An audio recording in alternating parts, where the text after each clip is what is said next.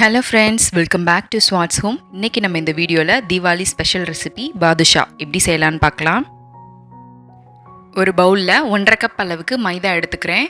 இது கூட 1/4 கப் அளவுக்கு நெய், அப்படி இல்லைன்னா பட்டர் கூட சேர்த்துக்கலாம். 2 டேபிள் ஸ்பூன் அளவுக்கு தயிர், 1/2 டீஸ்பூன் அளவுக்கு பேக்கிங் பவுடர், 1/2 டீஸ்பூன் அளவுக்கு சர்க்கரை எல்லாத்தையும் சேர்த்து 1 டேபிள் ஸ்பூன் அளவுக்கு தண்ணி எல்லாத்தையும் இதை மட்டும் ஃபஸ்ட்டு கலந்துட்டு அதுக்கப்புறம் மாவோடு சேர்த்து நல்லா கலந்துக்கோங்க. இப்போ நம்ம ஆட் பண்ண இன்க்ரீடியன்ஸ் எல்லாம் தனியாக கலந்து அதுக்கப்புறம் மாவோடு சேர்த்து பிசைஞ்சிங்கன்னா தான் பக்குவம் எல்லாம் கரெக்டாக வரும். ஸோ நான் எப்படி சொல்கிறேனோ அதே மாதிரியே பிசைஞ்சுக்கோங்க. மாவை ரொம்ப அழுத்தம் கொடுத்து பிசையாமல் ரொம்ப ஜென்டிலாக ஹேண்டில் பண்ணுங்கள். மொத்தமாக எனக்கு இந்த மாவை நல்லா பிசைஞ்சு எடுக்கிறதுக்கு 3 டேபிள் ஸ்பூன் அளவுக்கு தண்ணி தேவைப்பட்டுச்சு. இப்போ பாருங்கள், மாவை நான் ரொம்ப அழுத்தமாக பிசையலை, மேலோட்டமாக தான் பிசைகிறேன். இந்த மாதிரி பிசைஞ்சு எடுத்துக்கோங்க. மாவு கரெக்டான பதத்தில் இருக்கான்னு எப்படி தெரிஞ்சுக்கிறதுனா, மாவை இப்படி பிரிச்சிங்கன்னா இந்த மாதிரி வரும். உள்ளே ரொம்ப சாஃப்டாக இல்லாமல் ஃப்ளேக்கியாக தெரியும். இதை ஒரு 10 நிமிஷம் அளவுக்கு மூடி போட்டு வச்சுருங்க, இருக்கட்டும். இதுக்கு சுகர் சிரப் செய்யணும். அதுக்காக 1 கப் அளவுக்கு ஜீனி எடுத்துக்கிறேன். அது மூழ்கிற அளவுக்கு தண்ணி சேர்த்துக்கோங்க. இதுக்கு பாகுபதம்லாம் எதுவும் தேவையில்லை, ஜஸ்ட் எல்லாம் கரைஞ்சி வந்தாலே போதும். கொஞ்சமாக குங்குமப்பூ போட்டுக்கிறேன். குங்குமப்பூ ஆப்ஷனல் தான். 2 ஏலக்காய் தட்டி போட்டுக்கிறேன். இப்போ நம்மளோட மாவு 10 நிமிஷம் ரெடி ஆயிடுச்சு.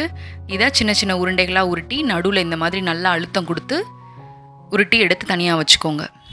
இப்படி அழுத்தம் கொடுத்தா தான் எல்லா பக்கமும் நல்லா எண்ணெயில் பொரிக்கிறப்போ நல்லா வெந்து வரும். அப்படி இல்லைன்னா நடுவில் மட்டும் வேகாமல் இருக்கும். அதுக்காக தான் இந்த மாதிரி ஒரு ஓட்டை போட்டு எடுத்து வைக்கணும். எண்ணெய் ரொம்ப ரொம்ப மிதமான சூட்டில் இருக்கணும். எண்ணெய் ரொம்ப ஹை ஃப்ளேமில் இருந்துச்சுன்னா அவுட்டர் மட்டும் வேகும், உள்ளக்க எதுவுமே வேகாது. அது மாதிரி இப்போ நம்ம கரெக்டான பதத்தில் இருக்குதுன்னு எப்படி தெரிஞ்சுக்கிறதுனா, ஒரு பக்கம் வெந்ததும் இந்த மாதிரி மேலே நல்லா மிதந்து வரும். அப்படி வந்ததுக்கப்புறம் நம்ம அடுத்த பக்கம் திருப்பி போடணும். இப்போ பாருங்கள், எல்லாமே வெந்து நல்லா மேலே மிதந்து வருது. இப்போ கரெக்டான பதத்தில் நம்மளோட மாவு இருக்குன்னு அர்த்தம். இப்போ நம்ம இதை எடுத்து வெளியில் வச்சிடலாம்.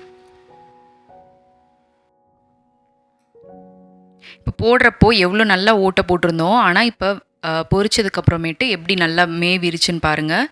இதே மாதிரியே மிச்சம் இருக்கிற எல்லாத்தையும் உள்ளே போட்டு பொரிச்சிடலாம்.